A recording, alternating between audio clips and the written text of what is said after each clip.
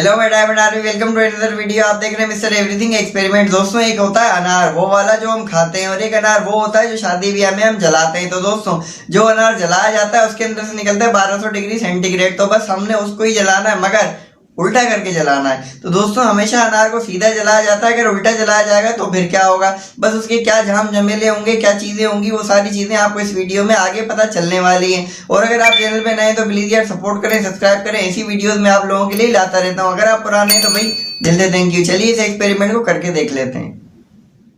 Please subscribe Mr. Everything Experiments. तो भाई लोगों, यहाँ पे मेरे पास एक अदद छोरी, अरे मेरा मतलब है कि डोरी। अब इस डोरी को यहाँ से बांध देंगे, यानी कि छत पे जाने के बाद ऊपर बांध देंगे। अरे सिर्फ डोरी को ही बांधना है, डोरी के साथ। और उसके बाद क्या होगा बता देता हूँ। इसको लटकाएंगे। क्या है ये वही जो अभी बताया था। अरे यार अनार है ना, बता तो दिया था। तो बस इस अनार को इसके साथ बैलेंस करके इस तरह से लटकाना है कि वो बीच में ही रहे, मतलब ना ज़्यादा ऊपर ना ज़्यादा नीचे। और उसके बाद इसको इस लाइटर की मदद से जला देंगे, जिसके अंदर होती है ब्यूटेन गैस, जिसकी वजह से वो जलता है। चलो आओ जला लेते हैं और फिर देखते हैं कि ये उल्टा जलता है या फिर नहीं जलता। जो कुछ भी होगा आपके सामने होगा। चलो स्टार्ट करते हैं।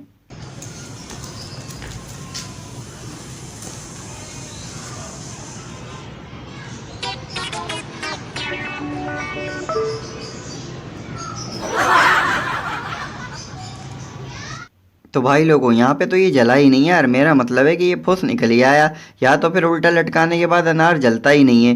तो मैंने इसको थोड़ा सा हिलाने जुलाने की भी कोशिश की, मगर अनार को हिलाने के बाद भी कुछ नहीं हुआ। तो इसका मतलब ये है कि या तो ये फुस निकल गया, या तो फिर ये उल्टा जलता ही नहीं है। तो एक ट्राई और करूँगा किसी और वीडियो में, उसमें डबल अनार का इस्तेमाल करूँगा, एक ऊपर और एक नीचे, यानी कि नीचे वाला अनार ऊपर वाले अनार को जलाने की कोशिश करेगा। जब मैंने इसका मसाला निकाला तो इस तरह से हमारे सामने आ गया इसका सुराख, मगर जो मसाला था वो यहाँ पे मौजूद है। तो बस इस मसाले को जलाने की कोशिश करेंगे। अगर फुस होगा तो ये जलेगा ही नहीं, तो यहाँ पे जल नहीं रहा, मतलब फुस था।